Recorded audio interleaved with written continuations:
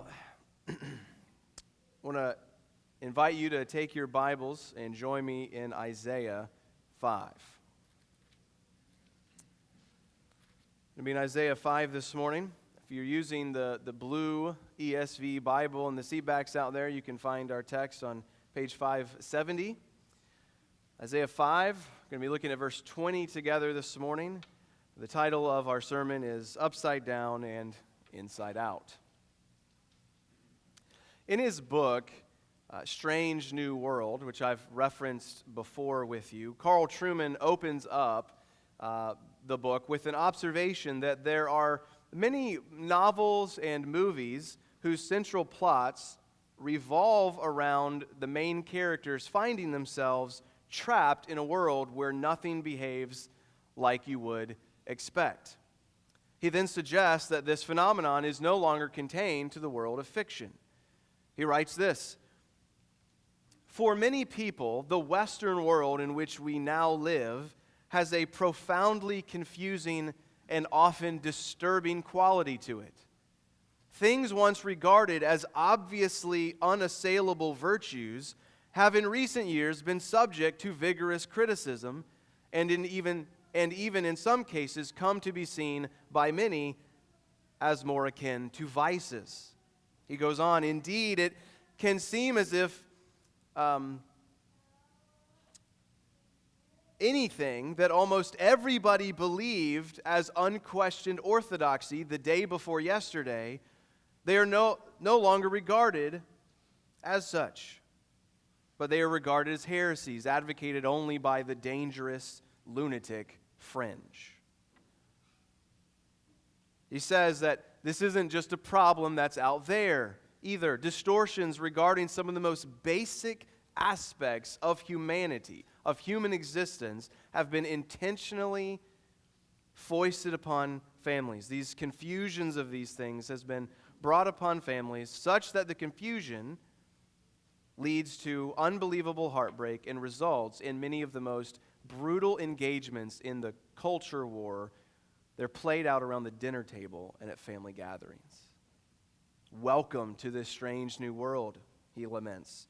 "You may not like it, but it is where you live, and therefore it is important that you understand it." I want to begin today an 8-week series.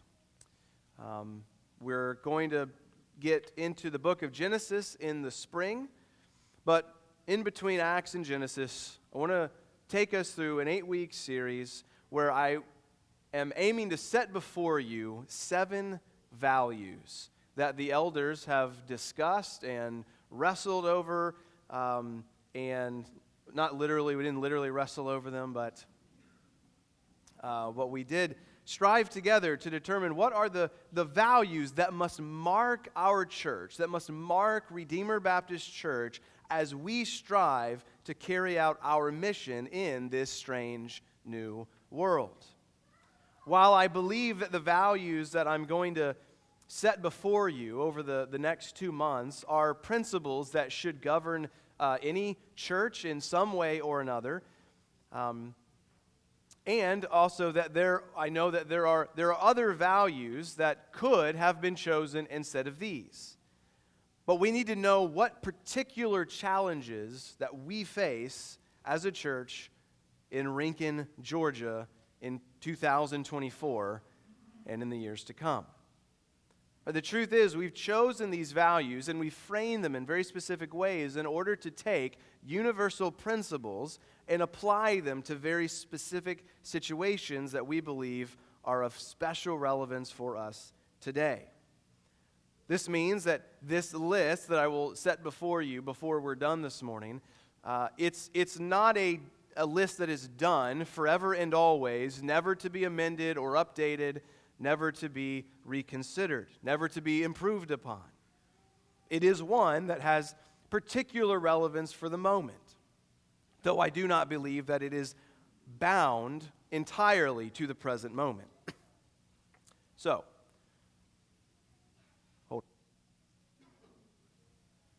with that being said, before we get to the values, we need to see what we're up against. And so I'm going to read Isaiah 5:20. and then tell you what we're going to do, and then we'll get to it. Isaiah 5:20 says this, "Woe to those who call evil good and good evil, who put darkness for light and light for darkness, who put bitter for sweet and sweet for bitter." There are a few single verses of the Bible that seem to describe our present predicament in Western culture more aptly than this one. And so I want to take this text up and consider it with you, and we're going to talk this morning in three headings. The first will comprise a summary of the situation that Isaiah confronted, to which he wrote these words. So we're going to look at the situation of Isaiah, and we're going to consider verse 20 for a bit. Second, we're going to give a summary of the way in which our own culture engages in this perverted valuation of existence. So how is it that our culture, largely, seeming in large swaths at least, has a lot of calling good evil and calling evil good? And then third, we'll conclude by building a positive articulation of what values we need to cultivate in the days, weeks, months, and years ahead. So first, Isaiah 5:20 and its context.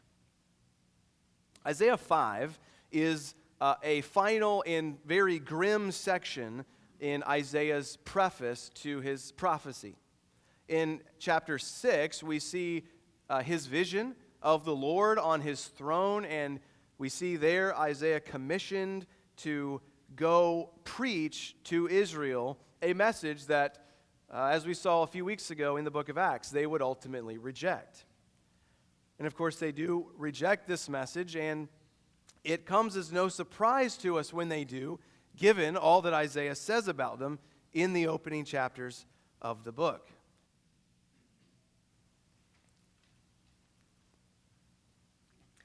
Isaiah 5, where we find ourselves today, we encounter in this chapter a vineyard song in the opening 7 verses. Isaiah sings of this vineyard. It belongs to the Lord. Yet sadly, it was an unfruitful vineyard. Though he looked for it to yield grapes, it yielded wild grapes, unfit for use and consumption. Verse 7 tells us that the vineyard is the house of Israel, the men of Judah. Verse 7 says, he looked for justice, but behold, bloodshed.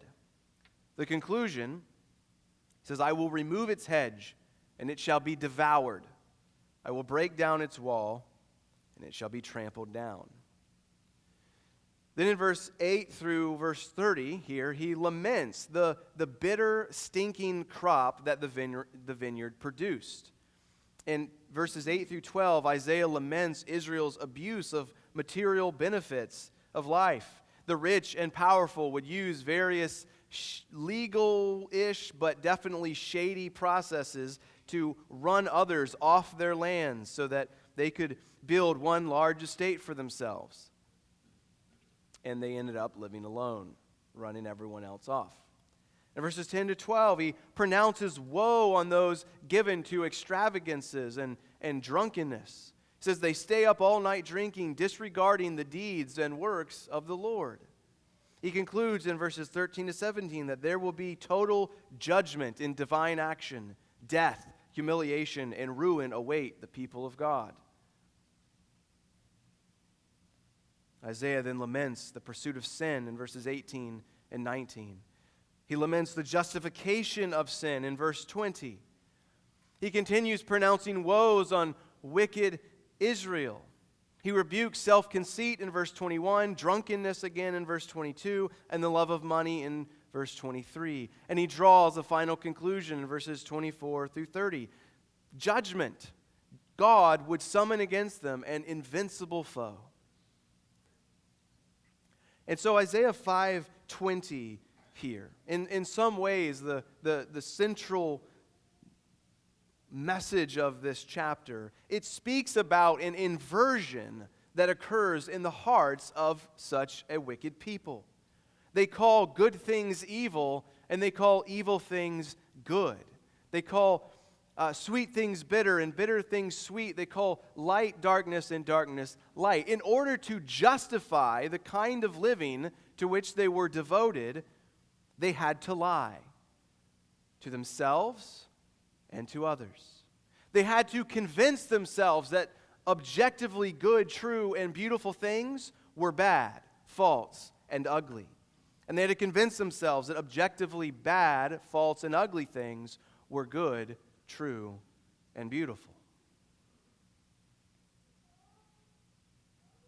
So that's Isaiah. That's Isaiah's world in which he ministered.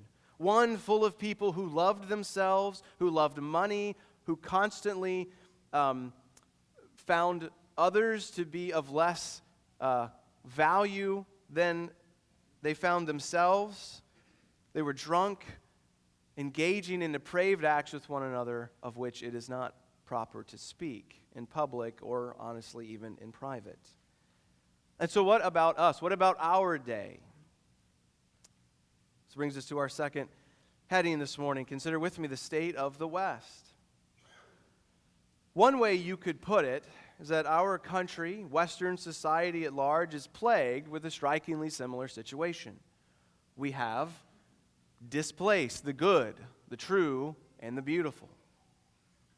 Daily, it seems, if you watch the news at all, we are losing our grip on reality itself. Now, our church meets here in Rincon, Georgia. And while there is much that is commendable about our city, our state, compared to other places at least, while that's true, we would still be wrong to overlook the problems that do exist on the one hand, and on the other, we don't want to assume that things could never get worse here in Rincon, Effingham County, the surrounding counties in our area. We can't assume that this place will never be affected more than it already is by the cultural rot and decay that plagues vast portions of Western society today.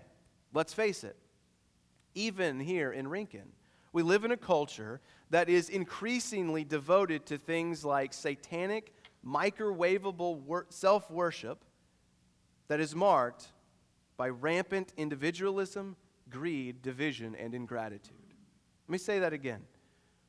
Even here in quaint Rincon, Georgia, we live in a culture that increasingly promotes satanic, microwavable self-worship that is marked by rampant individualism, greed, division, and ingratitude. We could spend the whole morning reproducing example after example from probably just the past 48 hours of unbelievably wicked things that have been done and celebrated in public, out in the open, with no sense of shame or remorse. So certainly if we only limited ourselves to America as a whole. I won't do that, but I do want to name a few things that I believe are of utmost importance. And then please forgive me if I mention something not on your list or don't mention something that is on your list. We're working this out together. So I hope this is helpful, though. First, one thing to note would be abortion. As I prayed, today is Sanctity of Life Sunday. And as such, it's fitting that we take a moment, we take stock of where we are in the fight against the genocide that our country has completely out in the open perpetrated against the least of us for the past 50 years. You remember that in June of 2022, the Supreme Court overturned the 1973 Roe decision. Now, since that decision in June to overturn it, states willing to enact strict limits on the procedure, they have seen, statistically, from what I could tell, decrease in number of abortions. Yet, states without such limits saw drastic increases. So from what I could gather, in fact, there has been a net gain for the abortion industry in America as a whole. Now, we want to celebrate the overturning of Roe, but we'd be mad to conclude that abortion has been stopped or that it is no longer an issue in our country. We still have the blood of 60 million babies on our hands. So we're talking about calling good things evil and evil things good. Is not calling abortion a women's rights issue, a health care issue, by definition, calling something evil a good thing? Moving on, the transgender moment, the LGBT wave. Where do we even begin with this one? For children of individuals infected with the progressive hive mind who are fortunate enough to be born, they are by no means safe.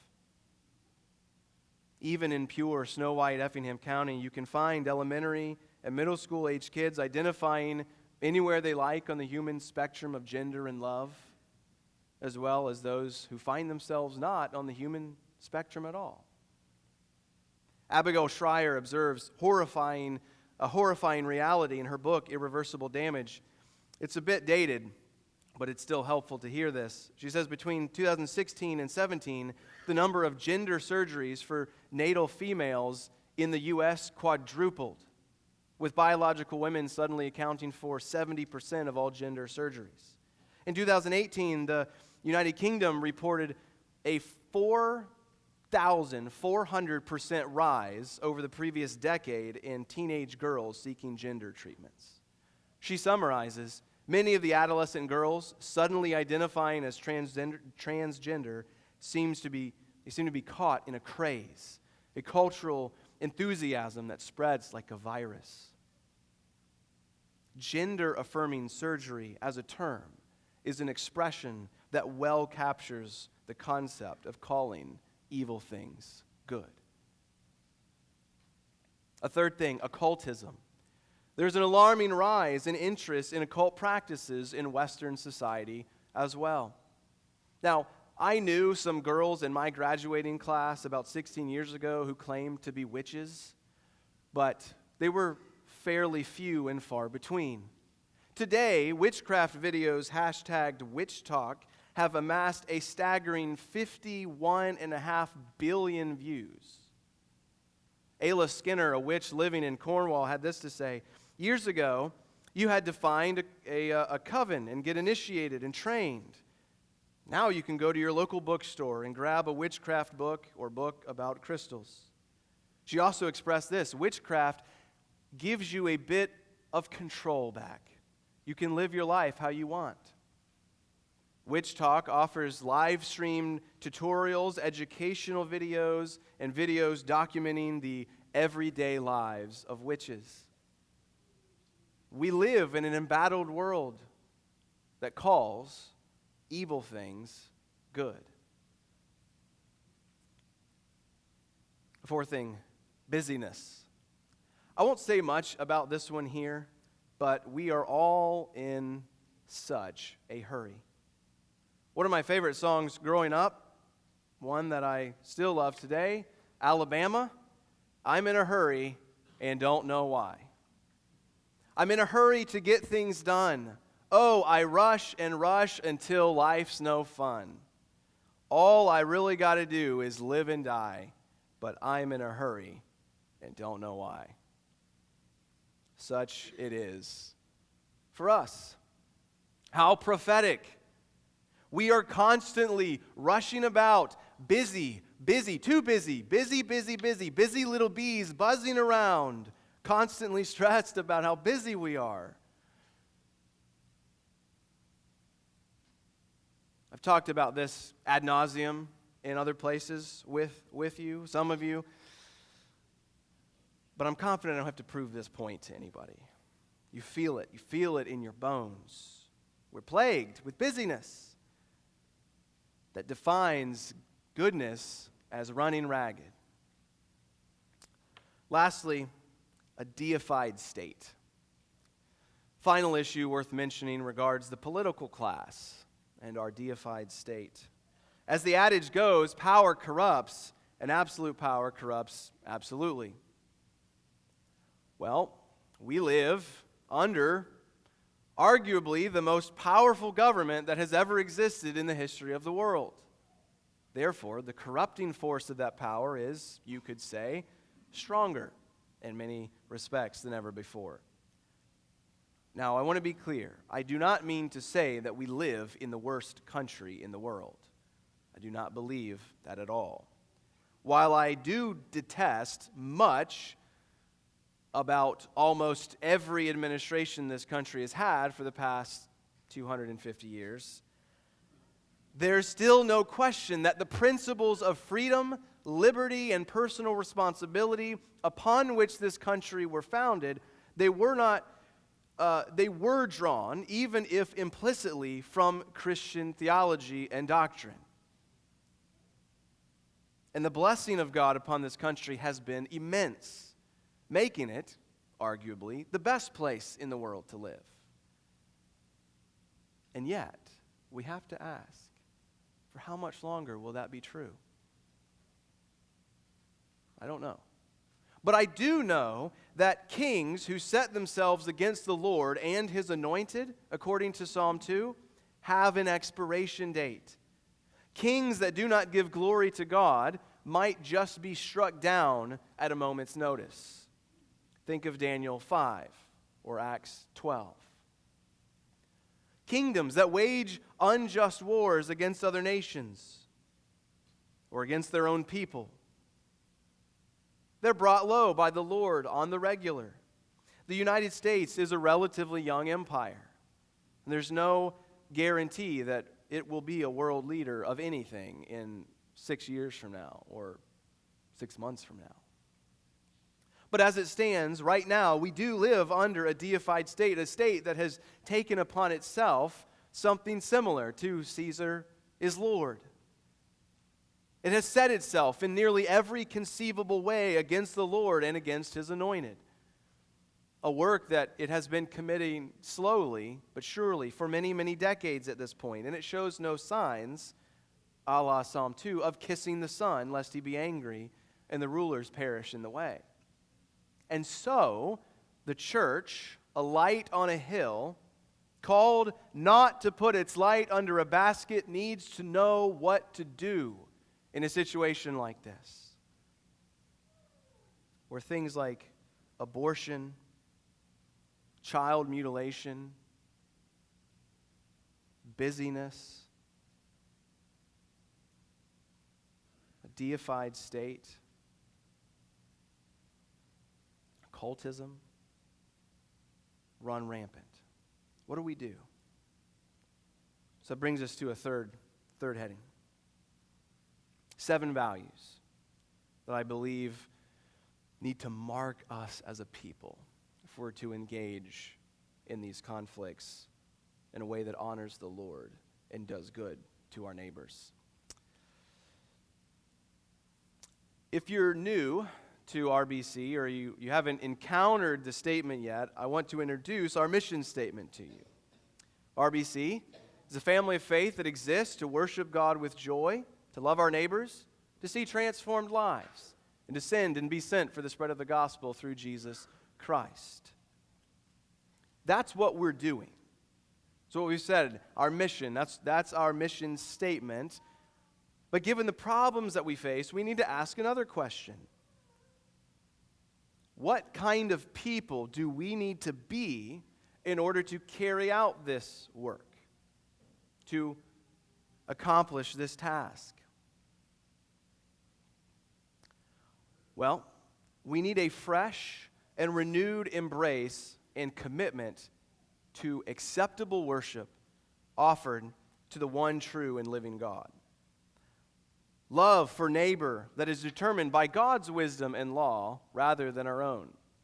Spiritual warfare where we engage moment by moment in the fight against the world, the flesh, and the devil.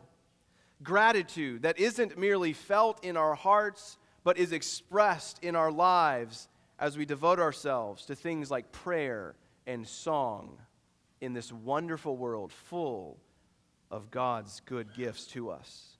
Radical generosity that isn't content to hold on greedily to those gifts, but willingly parts with them as we show hospitality to a wide range of people that God places in our lives. Giving not just our things, but giving our very selves. Biblical Catholicity that willingly links arms with all who swear allegiance to King Jesus and aren't, in fact, traitors.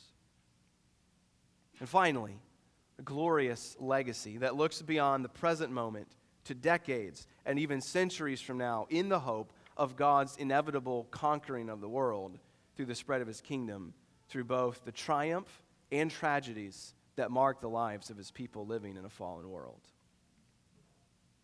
I think that's the longest sentence I've ever written in my life. Okay, it's probably the longest sentence anyone ever has written in the history of the world. So rather than repeating the whole thing, while any note takers out there furiously scribble down every third word with the intent of filling in the blanks later, I want to restate these 7 values that are contained in it in a bit more of an accessible way in case you missed them. So the first, acceptable worship of the triune God. That's value 1, acceptable worship. The second value, lawful love for neighbor. Lawful love for neighbor. Acceptable worship, lawful love. Third, spiritual warfare against the world, the flesh, and the devil. Spiritual warfare. 4, expressed gratitude for all of God's good gifts. Expressed gratitude for all of God's gifts. And this is both when we are living in plenty and living in want. Acceptable worship, lawful love, spiritual warfare, expressed gratitude. 5th, radical generosity. Radical generosity, where we give not just our stuff, but our very selves. 6th, biblical Catholicity. Some of you hear the word Catholicity and begin freaking out. Right? Catholic just means universal. Right? The Roman Catholic Church sort of stole it. We need to reclaim it a bit. Biblical Catholicity is one that embraces anyone who belongs to God's kingdom. Period. And 7th, a glorious legacy. We want to aim at passing on a lasting inheritance to our children's children. And while we're at it, to their children's children. So, acceptable worship, lawful love, spiritual warfare, express gratitude, radical generosity, biblical Catholicity, and a glorious legacy. We're going to unpack each of these, Lord willing, over the next 7 weeks. 1 value per week. Full disclosure, I'm not going to be able to say everything that could or probably even should be said about each of these for us to fulfill our mission over the next 10, 20, or 200 years.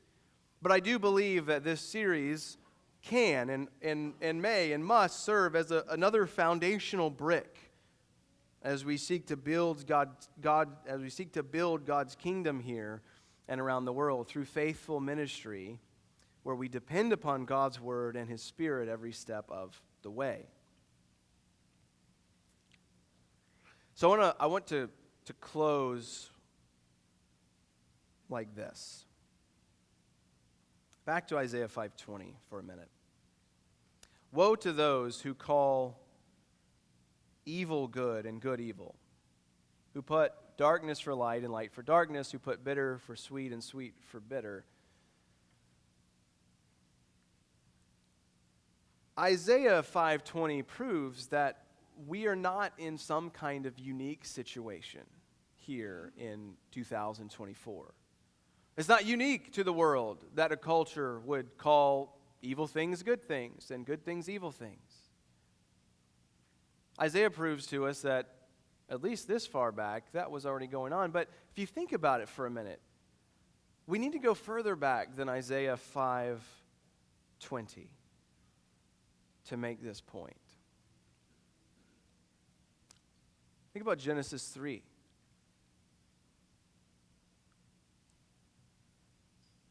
3. Isn't this the exact thing that took place in Genesis 3? Did the serpent not convince Eve that the good and lavish provisions of God were inadequate and evil? That it only revealed a stinginess in God? Did he not convince her in some way that the one exception to the lavish provisions, the exception was, don't eat this one fruit, this one tree, don't eat from it? He says that what God says is a bad thing for you to do, that's in fact the good thing to do.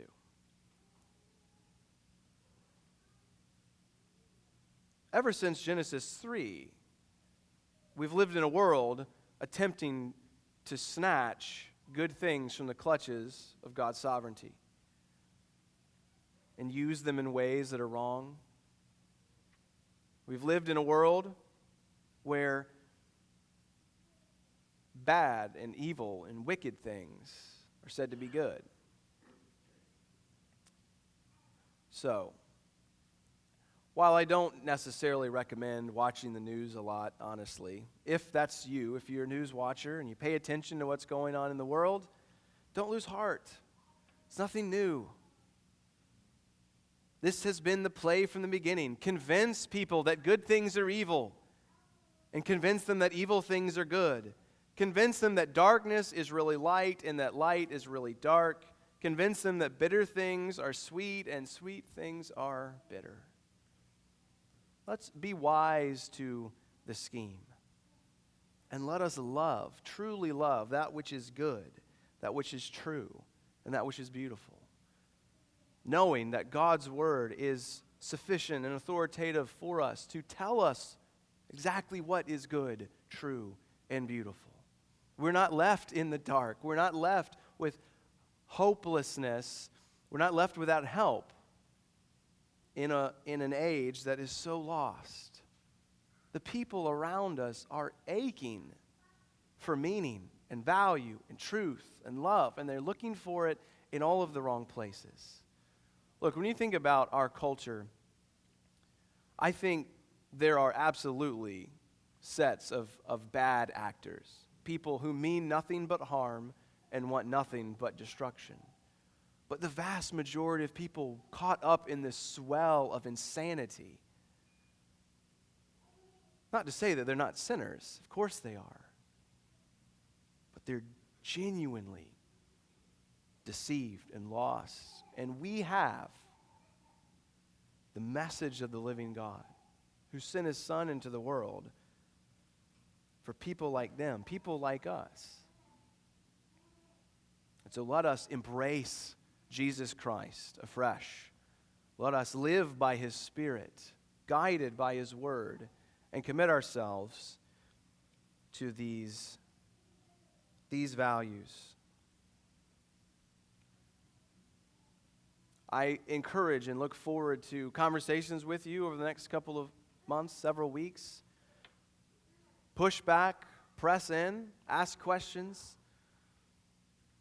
Let's really benefit from this time together, and then we will press on into Genesis shortly after that.